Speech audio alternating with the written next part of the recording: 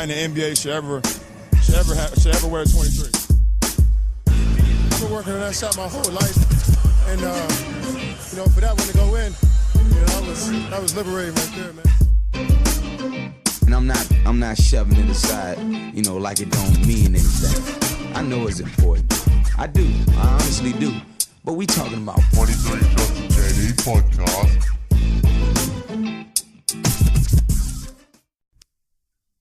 Hey guys, welcome back to the 23 Shots of JD's podcast series 30 and 10, essentially where we break down 30 teams within 10 days of the NBA season.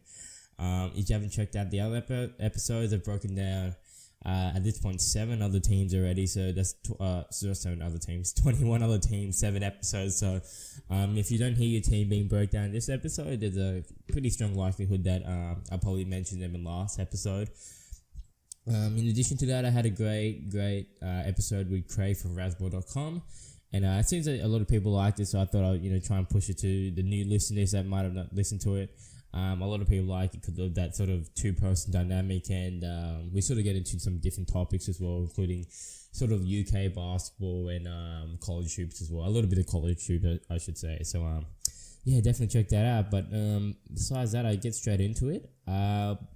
First thing we'll break down from the block is the Milwaukee Bucks. So, the Milwaukee Bucks, what can we sort of say about them? They're sort of a team which, in my opinion, sort of underachieved, but yet sort of, they're slightly underachieved in my opinion. I think there was a lot of expectations from them from last season, especially sort of with the growth of Giannis, and then coupled with that sort of, they had the rookie of the year in Malcolm Brogdon, Jabari Parker was coming back, sort of Thon Maker, an extra year under his belt as well. So just a lot of factors contributing to why a lot of people thought they were going to take a big step up next season, but I guess that didn't fully materialize. At some degree, it did, because they did make the playoffs, and they did pretty decent, I guess. They didn't make the second round, but nonetheless, they tried to be competitive throughout. I think, like I said, last season they wanted to be one of those top tier teams. I think they were definitely aiming for the top 4, and they ended up coming 6th, if I'm not mistaken. I could be wrong with that, but they were definitely around that 6-7 area, which, I guess if you have a superstar talent in Giannis Antetokounmpo, who, even this season is sort of the favorite for MVP candidate. Last year he was even in the running as well. I think when you have such a dynamic and dominant player like that, I think a lot of people are going to expect a high sort of standard towards you. And then just on top of that, you're in the East as well. I think the East is very sort of top heavy, so if you can just beat the teams that you need to beat and then try and grab some extra wins from the top teams, surely you would be one of those, like I said, top 4 teams, or at least around that level. But I think at the start of the season it got pretty interesting, I guess you could say. They sort of look like a team that could potentially miss the playoffs. It sort of stagnated the progression, and I think as a subsequent result we saw the firing of Jason Kidd. Ill-advised perhaps, but nonetheless it happened. They fired Jason Kidd, who I think they fired him because they just wouldn't see the progression that they wanted to. I think, like I mentioned, they sort of got better every single year, and then last season they sort of stagnated, and before Jason Kidd got fired, they stagnated as well. And I think a coaching turnover might, in my opinion, I don't think it was really necessarily needed. I think they could have wrote it out for the season at least, and just reevaluate in the off season. I think that's always a sort of more appropriate move, because I think this team would still be good enough to make the playoffs nonetheless. But them firing Jason Kidd's probably not it's not the worst decision they could have made, and they did it anyway. And I think perhaps, as we get into what they were able to do in the off season, maybe long term or even perhaps short term, it might be the way to go. But so like I mentioned, it's weird because I wrote down a note saying they, fans and Milwaukee Bucks wanted a bit more from Giannis, but I point out your reflection. How much more could Giannis really do? The man was having 25, 10, and 6.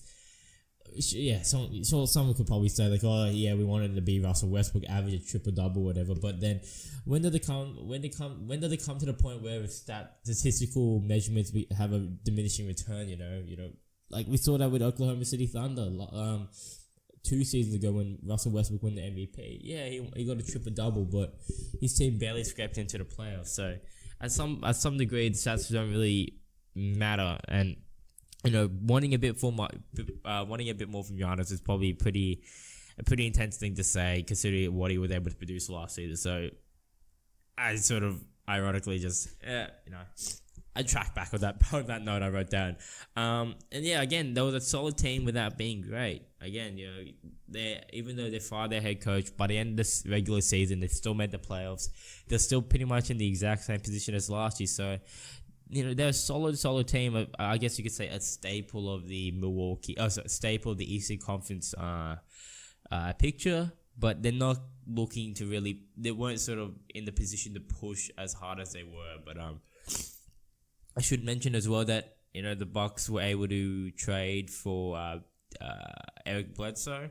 The whole drama with Terry Rozier, Drew Bledsoe, whatever. But Eric Bledsoe. Really conflicted on how I should view him. In the Phoenix Suns, he has so much potential. I think last year, he was having like 20-6, maybe 20-7, something really, really decent. And when he was on the Clippers, people called him mini LeBron. People, had him in a high regard. Like, he was sort of the guy that he's sort of on the cusp of being an all-star. But then he goes to Milwaukee and. What are you doing, man? Like, it doesn't really do much. And I guess maybe because Giannis is a really ball dominant, perhaps Eric Bledsoe is not really a guy that can play off the ball. But even defensively as well, he was not that good. Lonzo Ball dropped 29, 11, and 9 on him, I think. So it's, I think definitely see a bounce back season from Eric Bledsoe, and definitely having a full training camp and preseason, and I guess starting the regular season with the Milwaukee Bucks. Instead of, being integrated into the system midway through, I think it's probably going to be conducive to seeing a great improvement in Eric Bledsoe. But, I guess what changes in the offseason, as I mentioned, with the firing of Jason Kidd, they did have an interim coach. But they were able to pick up a new coach, a proven coach, and a really good coach. And I think he's going to do wonders for them in the season to come. And that's Mike Budenholzer. A disciple of the Greg Popovich coaching tree.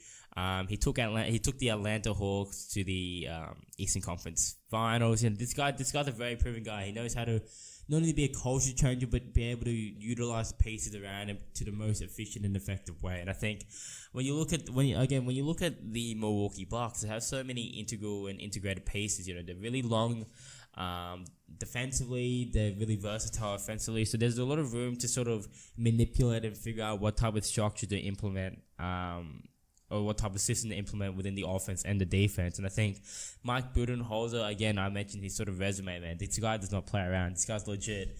I think he can really prove to be a really critical sort of step within the Bucks becoming these one of top tier teams. And sort of I mentioned in the previous podcast, I really think the Bucks could be one of those top 4 teams.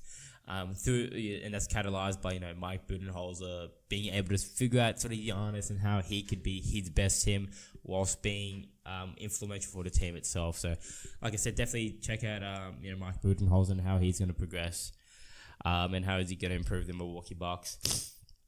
Another big change is I guess sort of they lost Jabari Parker, their number 2 pick. They let him go to the Chicago Bulls, and I already mentioned this sort of on the Chicago Bulls. I think he's a solid player, but just knee injuries sort of derailed him. I think when he got injured, he was sort of he was going to be the face of the franchise. He was the number 2 pick. He was a high lot. People thought he was worthy of the number 1 pick. He was sort of going to be like Jason Tatum before Jason Tatum existed. But knee injuries derailed Jabari Park, and then coinciding with the rise of Giannis, I think created this situation where perhaps Jabari Parker didn't feel wanted, or even that the Milwaukee Bucks felt that Jabari Parker wasn't needed. And there was definitely this weird duplicitous sort of dichotomy between Jabari Parker and Giannis when they both played, because the team sucked when they both played, but when they individually played on the court individually, they were good, but when they played together defensively and even at some points offensively, they were really bad. So, maybe it was a smart move. Maybe it sort of frees Giannis a bit more, knowing that this is fully his team. It's a bit weird to say that because I think he always knows it's fully his team, but perhaps maybe this sort of conflict and drama is sort of eroded, and then now you can sort of renew this sort of superstar mentality within Giannis, saying that this is officially your team, you are the man. In addition, they drafted the big ragu, Dante DiVincenzo, the Villanova god, whose girlfriend is an absolute dime piece. Congratulations, Dante, your girlfriend's a dime piece. It actually would be awkward if I looked now and like they were, boyfriend and girlfriend, like a whole Lonzo situation. But Dante DiVincenzo had that breakout performance in the championship game, NCAA championship game, and I think he's gonna be a really solid player. I think he's gonna sort of be able to have some great spot rotation minutes. He can defend well, he can shoot the three well. He's sort of a great all-round player, and I think having it already at this level is going to be fantastic because he'll be able to contribute right away, sort of like how Malcolm Brogdon was able to do. And then on top of that, he's still young enough to be able to develop quite effectively as well. So I think DiVincenzo's definitely going to have some great rotation minutes, and perhaps even if we see him improve drastically, he could sort of be fighting for position in the actual starting team. But we'll see how that goes as well. In addition, they signed Brook Lopez at the he was a free agent, but he parting ways with the Lakers. They signed him on really, really good contract. I think it was like a veterans minimum contract, if I'm not mistaken. So, sorry, excuse me. I got the sniffles. The sniffles. God, I just sound weird, eh?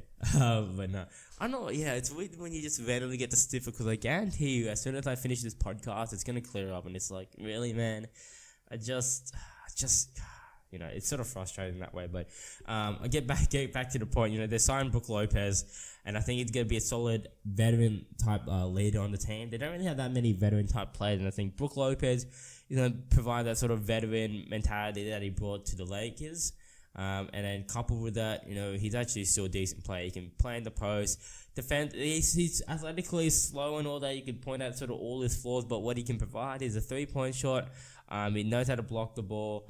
And he's effective in the post. He's one of the better post technicians in the game as well. So, we'll see how Brook Lopez goes. And in addition, they signed Pat Connaughton from the Portland Trail Blazers.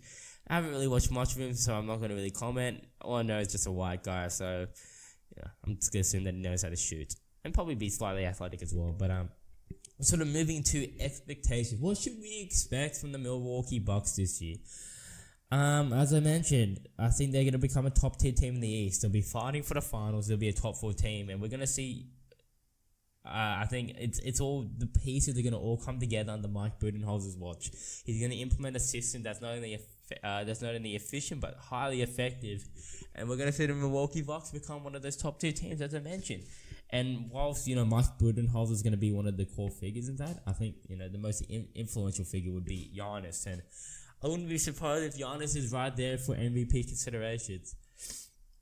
I think if the Bucks are doing well, and then on top of that, just sort of Giannis being that sort of new face, that young face as well. GMs and coaches always sort of spot him on the when they sign the game plan against him as well. So he's definitely got all the factors and the tools to be able to be a MVP candidate and even win the MVP as well. But I think more importantly as well this season, I think they're going to solidify their core group of players, realize who's going to be the future of the Bucks, and sort of try and make sure that they stay together and that they build together as well under Mike Budenholzer's watch. But sort of summarizing everything, I think it'll be a top 4 team, second round of the playoffs, fighting for the finals. So. And who knows, again, who knows when you get to the playoffs, there could be injuries like sort of how Boston experienced, all that stuff. Perhaps they could even, make it to the finals. So, definitely not want to sort of just look away at the Bucks. The Bucks are going to be a problem. Excuse me, sorry. Moving on, I'll move on to the Miami Heat. So, Obviously, the Miami Heat's been in the headlines recently right now, but, let's be honest, last season, no one could give a shit about them. Again, they were just a solid... Again, I wrote that solid team without being great, which is definitely what they were. 2 seasons ago, obviously, they had one of the most horrific starts in the NBA, and they turned it around to have one of the best second halves in the NBA. Yet still missing the playoffs because I think they went 41-41. So, I think there was an expectation for them to make it to the playoffs, which they did. They made it to the playoffs, but again, I mentioned a solid team without being great. There's so many solid players. Like Tyler Johnson, Richardson, Dion Waiters. Who else did they have? Goran Dragic. Who did they have? Goran Dragic. That obviously you have to go to Dwayne Wade. They had so many just solid players, but they don't have a superstar or a superstar caliber player on their team that's gonna sort of make them be known or make them be a threat, a legitimate threat in the East. And I guess you could say that one of those players could have been in Hassan Whiteside, but there was so much drama surrounding him all last season that I don't think anyone was going to look at him as a superstar. If anything, everyone thought he probably looked at him as a superstar because he was a complete diva. He kept complaining to the reporters. He kept complaining about his minutes, but it's like, dude, like you can't provide anything properly offensively. You can't shoot the ball. You can't shoot free throws. It's like, improve that and you'll get more minutes. It's a fact. And this guy's being arrogant. Of course, he's gonna average 20 and 13 and stuff like that. But his usage rate is insane, and most of his rebounds are defensive. So, it's like Hassan Whiteside sort of wants to be viewed as a superstar without actually having that all-round superstar talent. I think if Hassan Whiteside maybe proves to gotten better at his weakness in the off season, and he comes into this season fine, then okay, by all means it condones him to be called a star and a superstar, and he should be playing more minutes. But Bam Adebayo, the new draft pick, sort of viewed way higher than him. He's sort of more mobile. He can stretch the floor decently. He's just a better suited player to today's NBA, and it's just unfortunate that Hassan Whiteside's body shape and his athletic gifts make him conduce to being a effective player now. But nonetheless, he's still pretty solid. But you're just not a superstar, bud. It's alright. And like I said, they're a solid team without being great. But when you actually sort of look at the financial situation they're really just a mediocre team with bad contracts. They have Tyler Johnson on a big contract, Dion Waiters on a big contract, Hassan Whiteside on a big contract. There's so many players just attributed to a big contract where it's like, are they really worth this much money? Like, surely, they made the playoffs, but I think statistically they don't produce that much, and I think you could find a player at a cheaper rate that's producing as well as them as well. So, I don't really slide any of these players. Get your money. You're worth how much you can negotiate and all that stuff. All those phrases and stuff. So, get your bread, make your money. But I think the Miami Heat might have put themselves in sort of a bad situation. But changes in the summer. Not really any changes. Not really any changes at all. On face value, it looks like they're running back with the same team.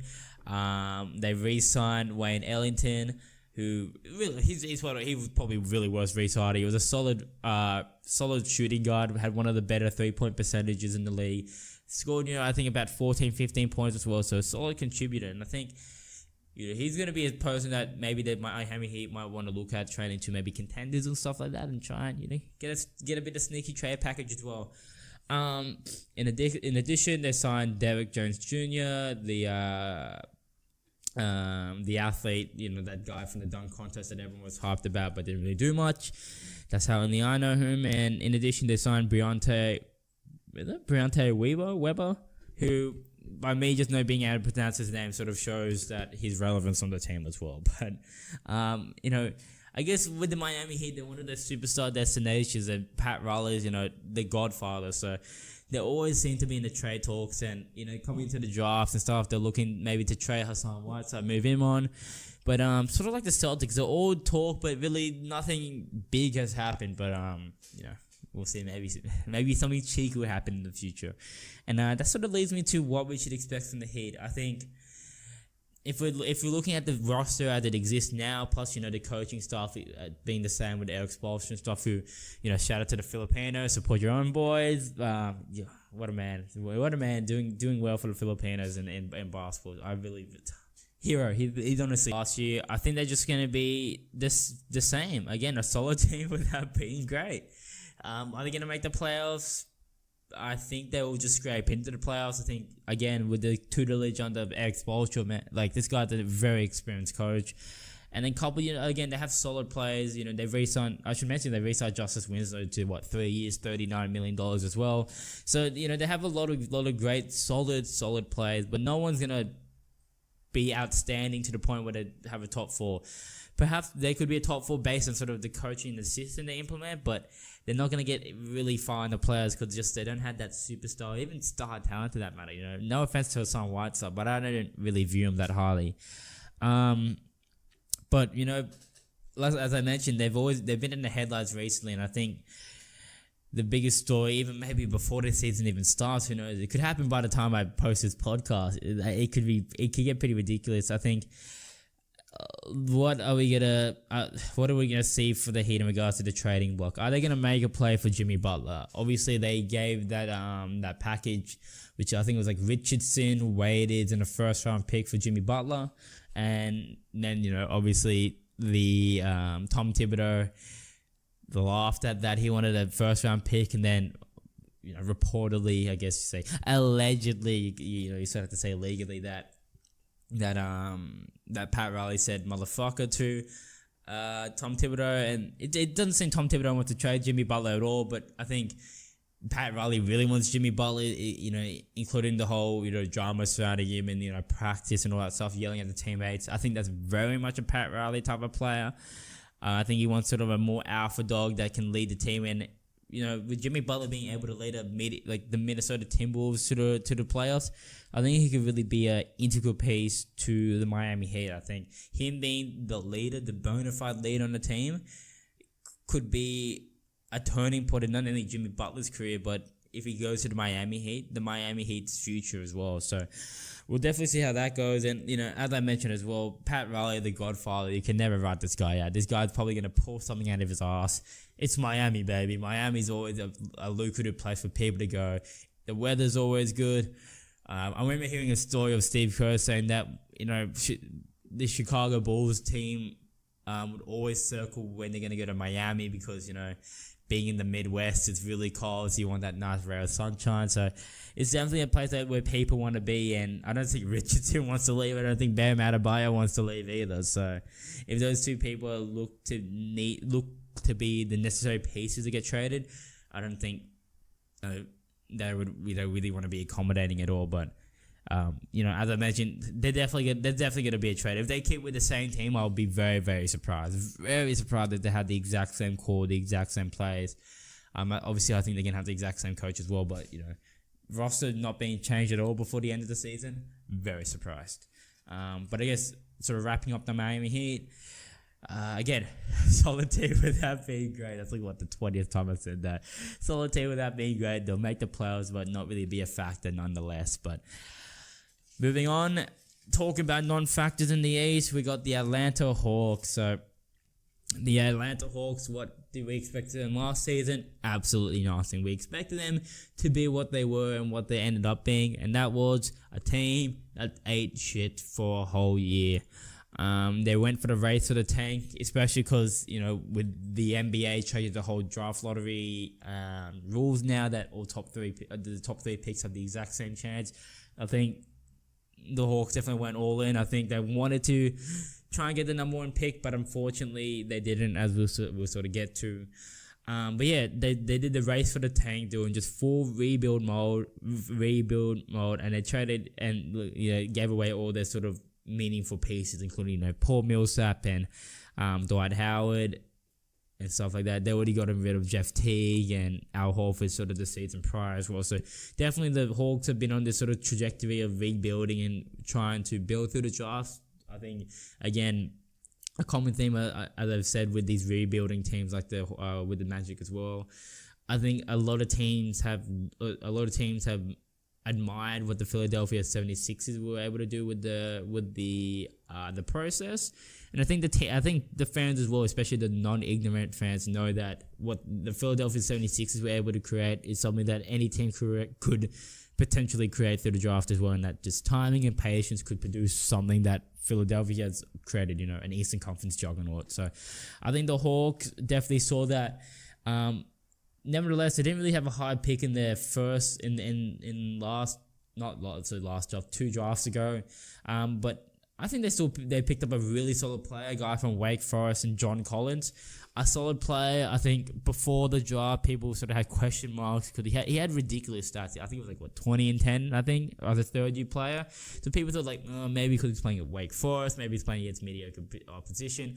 Couldn't really provide much, but when he came into the NBA and when he came into the Summer League, it became very apparent that this guy's legit. This guy is athletic. He rebounds, runs the floor.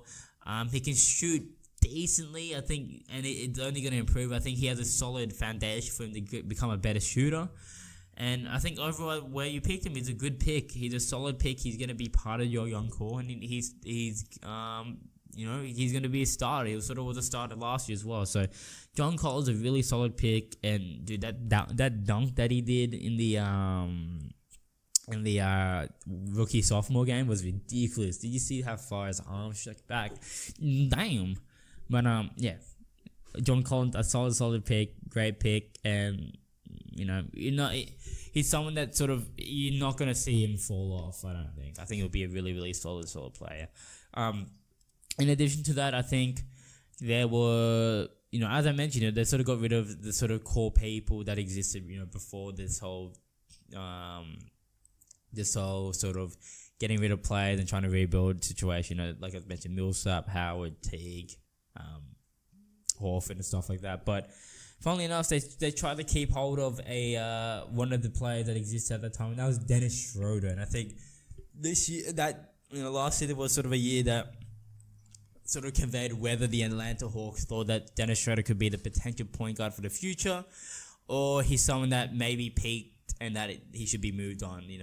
I think there was a massive conflict where some people thought he was a starter, or some people just thought he was a solid 6 man. So I think that type of, as you could say, sort of conflict in opinion, sort of was something that the Atlanta Hawks wanted to focus on and see, is this guy really legit? Is he the next Rondo per se? Sort of a 6'1" player with long wingspan, defensively sound and all that. Or again, is he just a solid role player? And I guess for Dennis Schroeder, that didn't start out the best because he had that whole criminal situation. I think it was like a battery. He had a battery charge or something along those lines. I don't really want to get too into it because I don't want to sort of false represent what actually happened. But definitely he went into some legality dramas, and then because of that, he sort of, I think, was suspended from the team as well. So definitely not the best stuff for Dennis Schroeder. And sort of as the season progressed, it became clear that whilst he was a really good statistical player, he put up some great stats. I think overall, people in the organizations and even fans of the Atlanta Hawks, even more greatly just NBA fans, couldn't really envision Dennis Schroeder being the sort of the floor general, the leader of the team. And that, I think, by the end of the season, and evidently what even happened at the end of the season in the off season, that they decided to part ways. And I guess that sort of alludes to what I want to mention in sort of the off season. Sort of the big thing that they did was let go of Mike Budenholzer. Hence, I guess, I didn't even realize that sort of synergy that he left to the Bucks. But they picked up a new coach in Lloyd Pierce, who was the 76ers assistant. And I think Lloyd Pierce, the reason why they picked him up is because he was very renowned, not only within the franchise at Philadelphia, but even more greatly in the NBA, that he was really, really great with player development. And obviously when you're within a rebuilding and tanking situation, you want to build and develop your players as highly and as greatly as you can. And by having someone that's viewed as one of the best in Lloyd Pierce, I think is going to go a long way in them being able to try and, not replicate, but try and reach the heights and the potential that the Philadelphia 76ers were able to do with their young players. And talking about those young players, the big marquee young player that they got was drafting Trae Young. I know he had that amazing buzzer beater at Georgia Tech from the logo, and that was ridiculous. But trading him for Luka Doncic. They traded him for Luka Doncic. What we've seen from Luka Doncic in the preseason games, the guy drove to the lane and did behind the back passes. He's throwing step back threes. Step back threes. This guy's 6'9". He's fucking massive. And you traded him? I don't know. But, you know, I think Trae Young definitely, it's so hard to tell because Trae Young's such a polarizing figure, especially within the draft, because what he was able to produce at Oklahoma, especially for the first half of the season, was ridiculous, man. Like, the guy was basically averaging like 35 and 10 on the regular, and not only against the scrubs, but he was doing it against like Kansas and these upper echelon teams as well. But I think as we sort of showed, like progressed, it sort of showed that Trae Young might have been sort of exposed and nullified that. You know, it's sort of, he's a really polarizing figure. If I was going to predict who's going to be better, Trae Young or Luka Doncic, which inherently is going to happen because of that trade, now their pathways are going to be sort of interlinked or interlined as well. Sort of like the Ryan Leaf, Peyton Manning sort of situation, because both of them were in the picture and both mentioned. Now we're going to always look at both their paths simultaneously. So Trae Young and Luka Doncic are going to be compared, and I don't think Trae Young's going to be a completely bad player. I think he'll be a solid player, but to assume that he's going to have the exact same level of play that Steph Curry was able to produce, I think Steph Curry is 6'3", and he's just a freak.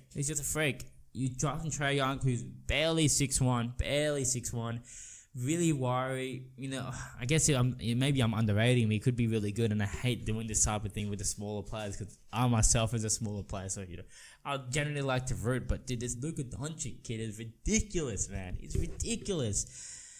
I don't know, man. It'll be interesting. It'll be interesting to see how it goes. If I was gonna make a final prediction, be or end all, who's gonna have the better season forever, I think it'll be Luka Doncic. But I think Trae Young is not gonna be terrible. But you know, we'll see. But you know, I should mention as well that their GM that they picked up was from the Warriors as well. So it definitely, as we'll get into their later draft pick, it looks like they're trying to follow the similar mold as what the Warriors were able to build. Perhaps the Warriors of the East, or Warriors 2.0, as you could phrase.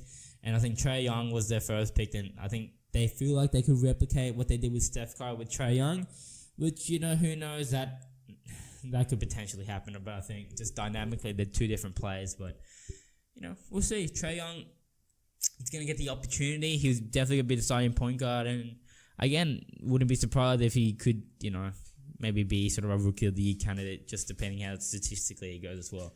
But sort of as I mentioned, they wanted to build a Warriors type of team, so they picked up in the draft Kevin Huerter, who I'm pretty sure is from Maryland, and he was viewed as the best shooter in the draft.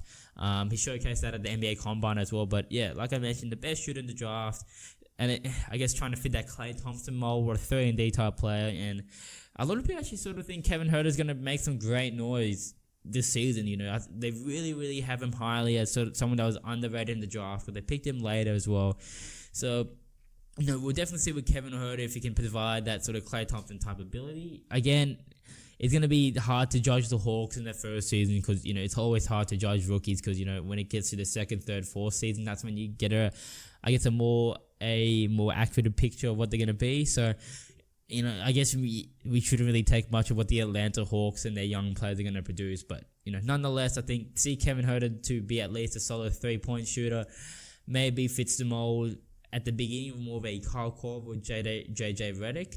And then we could maybe see him develop into a more Klay Thompson type player. But I guess, again, following this sort of similar lines of building a Warriors type team, they picked up Omari Spellman, who was he was a power forward for Villanova, part of that championship winning teams as well. The reason why they sort of comparing the Draymond is because, you know, they're both around the same height. They can both shoot threes. They both distribute effectively. They both rebound. They both defend. You know, they're sort of like an all-around type of player, yet undersized for their position. You know, he's not really 6'8", sort of a bit small for power forward nowadays. is a bit too big, just in regards to his body composition to be a small forward. But I think overall, though, I think Omari Spellman will be a really solid player. I don't think he's going to be Draymond Green-esque, but I think he'll be able to, again, stretch the floor. Perhaps maybe you can run the type of a similar action to how, not similar action, so a similar system to how the Warriors do with, Draymond perhaps being the primary ball handler, and then you can have Kevin Hurd and Trae Young just be running all day. But we'll see how that goes. I think those 3 draft picks are not, they're not the worst draft picks. I think they're all going to be solid coming to the future. And I think if the Hawks, put all their effort into building this young core players and making sure that this trio is their young core that want to build to the future, then, we can only back them and think that it's going to be a positive thing. But I think obviously with building and rebuilding with these young teams, you need to have some veteran experience, and they'll definitely they're able to get that with 2 of their signings. They picked up Jeremy Lin. Obviously, I don't think Lin Sanity is gonna be revived anytime soon. I think the days of what he was able to produce at the New York Knicks is gone. But nonetheless, I think he'll be a solid player. I think he'll give you some great tutelage to Trae Young. I think Jeremy Lin could be a solid player. He could even be starting, who knows. But I think Jeremy Lin's just going to be a solid player, teaching Trae Young how to, be more physical, be able to sort of adapt to the way the NBA game is. So I think Jeremy Lin's probably more there. 1, to probably just fill a rotation spot, but 2, just to try and teach Trae Young. Jeremy Lin definitely had a different pass in the NBA than most, and then I think if he can bestow that type of tutelage to Trae Young, it could be very valuable for developing how Trae Young not only perceives the NBA, but how he appreciates the game as well in the future. And that's a similar thing that Vince Carter could teach as well to maybe your Kevin Huerters or even Trae Young or Omari Spellman together. Vince Carter, going another round in the NBA again, mate, cashing those checks, good on you, mate. But I don't think he's gonna be like an influential piece in regards to actually playing, but I think he's more there again for the experience, trying to give these young players some tutelage and understanding of how the NBA system works. And I think Vince Carter is definitely one of the more appropriate players to do that. I think again his career sort of has some peaks, has some lows. I think he's had the whole spectrum of the whole spectrum of how the NBA is and how the NBA could be. And I think his vital experience, again, is going to be influential to developing, your Trae Youngs, your Kevin Huerters, your Omari Spellmans. And, I forget to mention, John Collins as well. John Collins is not exempt from this. I think these 4 players are going to learn a lot from your Jeremy Lins and your Vince Carters. They to sign Alex Len. I guess you could say taking a fly from him from the Phoenix Suns. Ironically, it was a top 5 pick for Maryland as well. So, I guess that sort of alma mater connection with him and Kevin Huerter. But, it was part of that infamous 2013 draft, which was just not good at all. Did not produce that many great players except for Victor Oladipo, obviously, and Giannis was there. I think Giannis as well. But Alex Len, solid center. I think, especially with the Hawks that don't really have a center, I think he could be solid. Gives them an option to potentially have a post figure, whatnot. But I don't think the Hawks are really going to be looking at that. I think they're going to want to spread the floor, a run and gun type team. But nonetheless, picked up Alex Len. I think it would be solid as well. And sort of what I alluded to as well earlier with sort of Schroeder's development. I guess them picking Trae Young sort of made it clear that Dennis Schroeder was not the future of the franchise, and he subsequently gets traded to the Oklahoma City Thunder as well. So sort of end an era for the Atlanta Hawks with Dennis Schroeder, but hopefully all the best to Dennis Schroeder when he gets to the Oklahoma City Thunder, which we'll probably break down next episode as well. But I guess that's what we should sort of holistically view how we should perceive the Hawks. What should we expect from them? They're gonna just try and build their young core. I don't think playoffs are in the picture. I don't even think being good's in the picture, but I think building that young core, as I mentioned, your John Collins, your Trae Youngs, your Kevin Huerters, your Omari Spellmans. Apologies if I'm definitely missing some other names as well on that list. Taurean Prince as well, I think I should mention. There's a lot of people on that team that are still young, and I think they want to build and develop that young core. I think it's a patient and it's a waiting game for the Hawks, and trying to see what they're able to develop with these young players, if they're truly going to be an influential piece with them, or if they're worth keeping on the team throughout the future, I think is definitely what's going to be shown this year at least. And I guess talking about worth and all that stuff is the biggest thing that everyone wants to look at the Hawks, and why NBA fans or fans outside from the Atlanta Hawks organization is going to look at, is seeing whether Trae Young is a legit player. Is this guy legit? Was all the things that we saw in college going to be translatable to the NBA, which we know a lot of players struggle to achieve? Or is he going to not be a bust, but realize that perhaps he wasn't really worthy that high, that his size is really detriment to his ability to play? Maybe his sporadic three-point shooting is not conducive to having an effective play style. Maybe his vision is going to be sort of inhibited in what's the best way? His vision sort of going to be masked by sort of his size, because people are bigger, longer. It's going to be hard for him to do what he was able to do at Oklahoma. A lot of questions surrounding Trae Young, and again, he's sort of like a Lonzo Ball type figure, such a polarizing figure that people either wanted to see him fully succeed or fully fail, I guess. But we'll see how Trae Young goes. I think he's going to be somewhere in between. I don't think he's going to have an amazing rookie season, but he's not going to have a bad rookie season. And by all means, I think he'll have a season where, whilst it won't be great, it'll be something to build upon within the future. So definitely Trae Young, he's going to have a solid. No, I should say so. He'll have an okay season, and who knows, if he had a really, really good season, he's going to have the minutes. He's going to get the game time to really try and produce with the Atlanta Hawks. They're going to give him all the opportunities. So it's really upon Trae Young trying to take advantage of his opportunities and really showcase to the franchise, to the organization, to the fans, and to just people, some critics and stuff like that, that he's a legit player, and that perhaps maybe he should have even been picked higher. But sort of wrapping up the Atlanta Hawks, again, there'll be a non-playoff team, just a non-factor for this year or even next year as well, but definitely see them to develop, build their young core, and try and see what they have in these young pieces they've been able to obtain in the past few years. But I think that's sort of wrapping it up with this episode. Obviously, if you didn't hear your team be mentioned, this is most likely that I broke them down in the past episodes, so definitely check that out. 21 other teams have already been broken down, so as I mentioned, if you didn't he didn't mention the Wolves, he didn't mention the Bulls, he didn't mention the Wolves and the Bulls at this point from the same team, but he didn't mention the Clippers, he didn't mention so and so. There's a very strong likelihood that I mentioned your team in the previous episode, so definitely check that out. Please support the podcast, obviously. Share it with your friends and all that stuff. If you want to interact with me more, find me on Twitter at 23 shots of JD. I'm trying to be sort of more into the Twitter game. I'm still sort of a noob or nooblet in the whole situation, but obviously I want to try and learn and try and interact with you, and it seems that that's probably the best way, because I'm getting a lot of DMs and stuff like that as well. But obviously, if you don't use Twitter, you don't like Twitter, you don't have Twitter, you can obviously just email me at 23shotsofjd@gmail.com, any questions, queries, anything like that, because it'll be interesting seeing the upcoming season.